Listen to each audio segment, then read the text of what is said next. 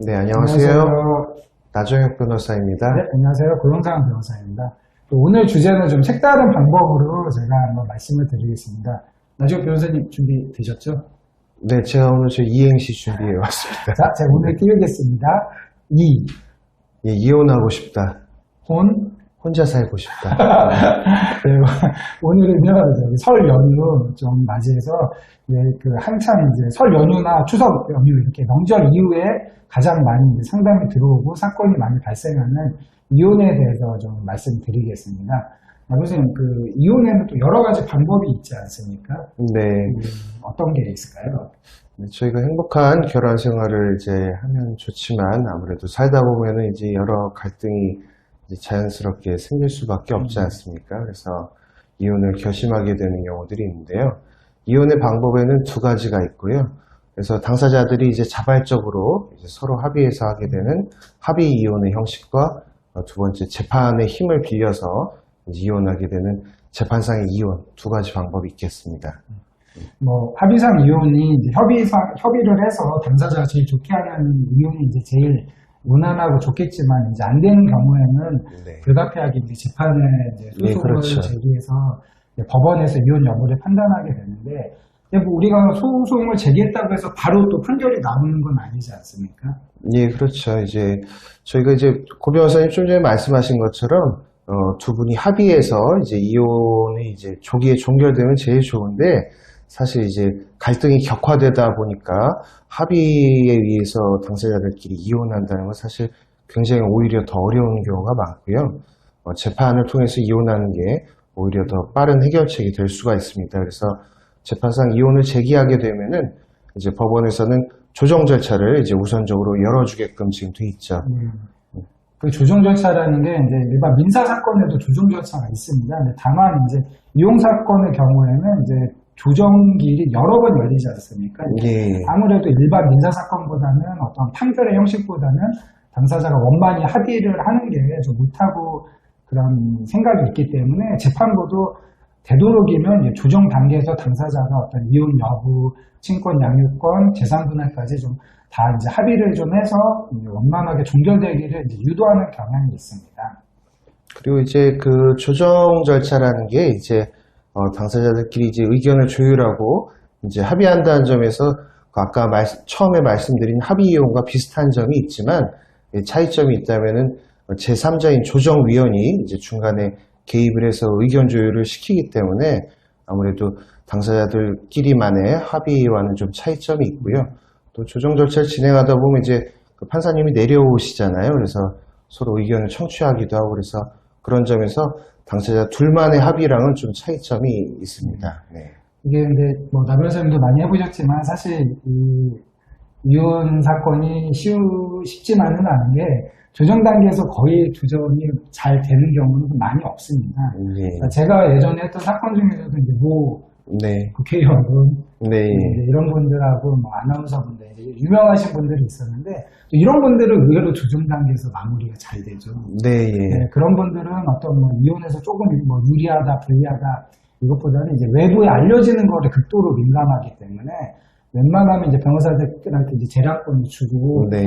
조정해서 빨리 신속하게 좀 마무리해달라 이런 경우가 많기 때문에 이제 조정을 해서 빨리 끝나는 경우가 있고요. 근데 대부분의 경우는 이제 조정 단계에서 결렬이 되고 재판으로 그렇죠. 넘어가게 네. 됩니다.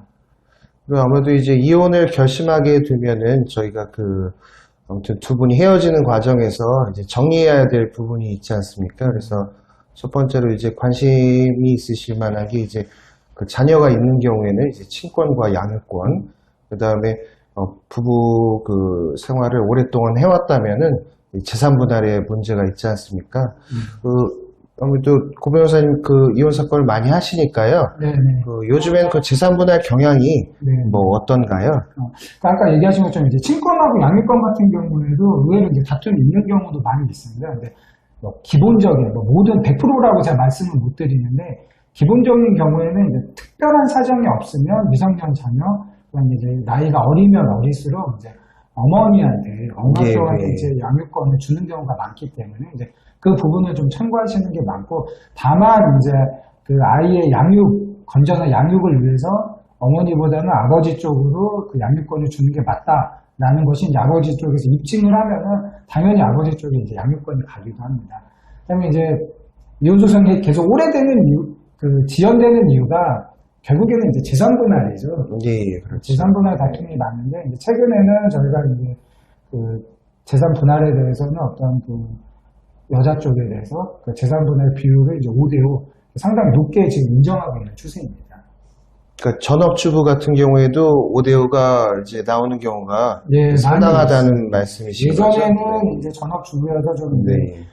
비율이 좀 낮았지만 최근에는 이제 재판부가 어떤 전업주부로서의 어떤 일을 해온 거에 대해서 어떤 기여를 상당히 이제 인정을 해주기 때문에 그 5대5의 그 비율을 맞춰주는 경우가 상당히 많습니다. 다만 이제 그거 같은 경우에는 이제 어느 정도는 장기간의 이제 혼인 관계가 유지돼야 돼요. 막 혼인하고 나서 뭐 2년, 3년, 예. 5년 미만인데 뭐 50% 뭐 다 달라 이렇게는 말은 할 수는 없겠죠. 네. 아무래도 지금 현재 추세가 그 가사노동의 가치를 높이 평가하고 있기 때문에 네, 이제 맞습니다. 재산 분할 비율이 상당히 높아졌다는 말씀이시네요. 네. 재산 분할에도 이제 뭐 여러 개가 있는데 대부분 이제 우리나라는 좀 특징이 대부분 어떤 부부 가족의 자산이 부동산인 경우가 많이 있어요. 네. 사실 그 경우에는 명백하게 이제 뭐 등기부등본을 떼보면은 나와 있기 때문에 크게 문제가 되지 않는데 이제 금융재산이 많을 경우에는 네. 부부 당사자 중 일반이 이제 이런 부분을 인익하는 경우가 많습니다. 뭐 제3자 명의 그냥 또 회사를 운영하면서 또 누구 다른 분한테 이제 뭐 명의를 바꿔서 계좌를 이제 놔둔다든지 아니면 뭐 투자, 뭐 선물 요즘 다양하지 않습니까? 네. 펀드, 선물 투자 이런 거에 다양하게 투자를 해놔가지고 좀 예전보다는 쉽게 좀 빨리 상대방의 금융재산을 이제 어느 정도인지 규모를 좀 파악하기가 좀 어려운 경우가 많이 있기 때문에 이 부분에 대해서도 좀 관심을 갖고 만약에 이혼소송이 재판까지 연결이 된다면 그 금융재산에 대해서도 좀 확실하게 찾아볼 필요는 있습니다.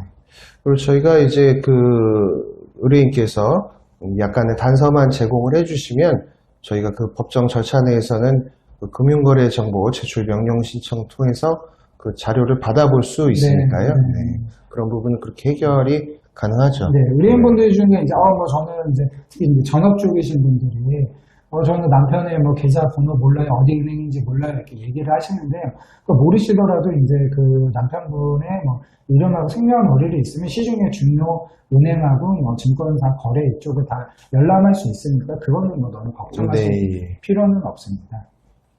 그리고 제가 이제 예전에 그 했던 사건 중에는 자녀가 이제 너무 어린 경우에는 어린데 이제 서로 그 부부가 이제 서로 이제 친권과 양육권을 이제 갖고 싶다 뭐 이런 경우가 있었거든요. 예, 그런 경우에는 이제 그 아이가 그 부부 각자와 이제 단둘이 있을 때 누구와 더 친밀한 행동을 보이는지 이제 이런 과정을 통해서 친권과 양육권을 배분하는 경우도 있었습니다. 네, 맞습니다. 그러니까 아주 어려워서 의사표시가 안 되는 경우가 아니라 어느 정도 의사표시가 되면 이제 재판부에서 이제 아이들에 대해서 의사를 좀 물어보는 절차를 요즘 또 진행을 합니다. 그래서 아이가 아버지가 좋다, 아니면 어머니가 좋다, 아니면 뭐 누구랑 살기 싫다. 또 이런 표현을 요즘 아이들은 나이가 어려도 의사 표현을 확실하게 하는 경우가 많이 있습니다. 그런 경우에는 재판부에서 이제 결정을 하는데 상당히 이제 영향을 미치게 됩니다. 고 변호사님, 그 양육비는 보통 뭐 어느 수준에서 금액이 아무래도 그 애를 키우는 입장에서는 또 양육비가 중요하지 않습니까? 금액이 어느 수준에서 보통 결정이 되나요? 아이가 이제 뭐 한 명인지 아니면 2명 이상인지 아이의 나이가 어떻게 되는지에 대해서 저희가 법원에 양육표 기준표가 있기 때문에 거기서 이제 그거에 따라서 결정이 되긴 하는데요. 대략 뭐 아이 한 명당 80에서 100만 원 이 정도에서 뭐 결정이 되고 있는 현실입니다. 네. 그리고 이게 그 양육비라는 게 결국에 이제 부부가 각자 소득이 있다면은 그 소득 수준을 합해서 그 소득 수준에 따라서 지금 이제 대체적으로 정해지는 경향인 거죠? 네, 맞습니다. 그것도 역시 고려 사항 중에 하나죠. 네. 그 물론 저희가 이제 계속 이제 한 번 한 결혼 이제 계속 행복하게 살면 좋겠지만, 네. 저희가 어떻게 생각하면 이혼이 또 이별이 아니라 또 새로운 출발이 될 수 있으니까요.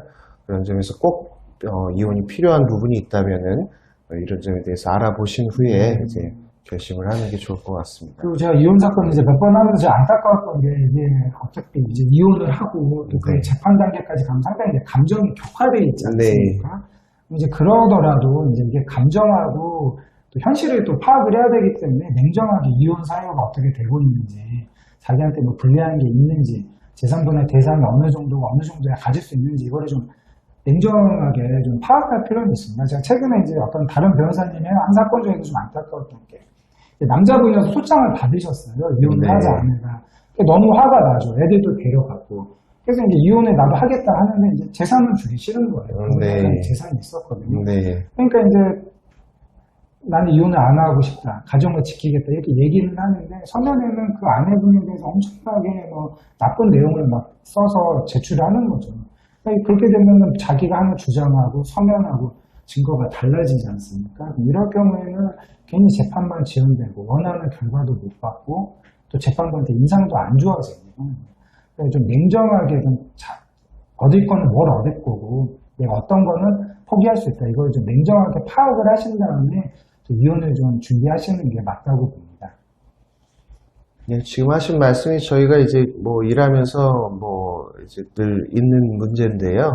이제 실제 이제 재판이나 그 결과에는 영향을 미치지 않는데 이제 변호사들이 이제 의뢰인한테 보여주기 식으로 네, 판사도 원하지 않고 누구도 원하지 않는 이제 서류를 제출하는 경우가 있는 거죠. 그러니까 본인한테 실질적으로 도움이 어떤 게 되는 건지, 그러니까 내 마음의 만족을 떠나서 일단 결과가 또 좋아야 되지 않습니까? 그러니까 그런 걸 한번 따져보실 필요가 있겠어요. 네.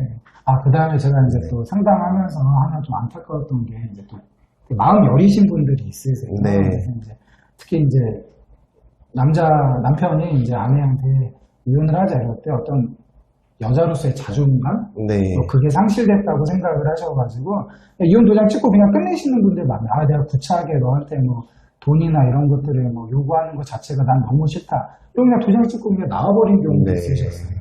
그러면 안 되죠. 네, 절대 그건 안 됩니다. 저는 제가 변호사여서 그런 건 아니고, 그러니까 저는 이혼하시는 분들한테 얘기하는 거 끝까지 돈을 최대한 많이 받으시는 게 중요하다. 왜냐면 이혼을 해도 살아가셔야 되고. 이거 자기 권리니까요. 당연한 예. 권리이기 때문에 그걸 주장한다고 해서 남들이 뭘 나를 어떻게 생각할까 이런 것도 전혀 신경 쓰실 필요는 없습니다. 네.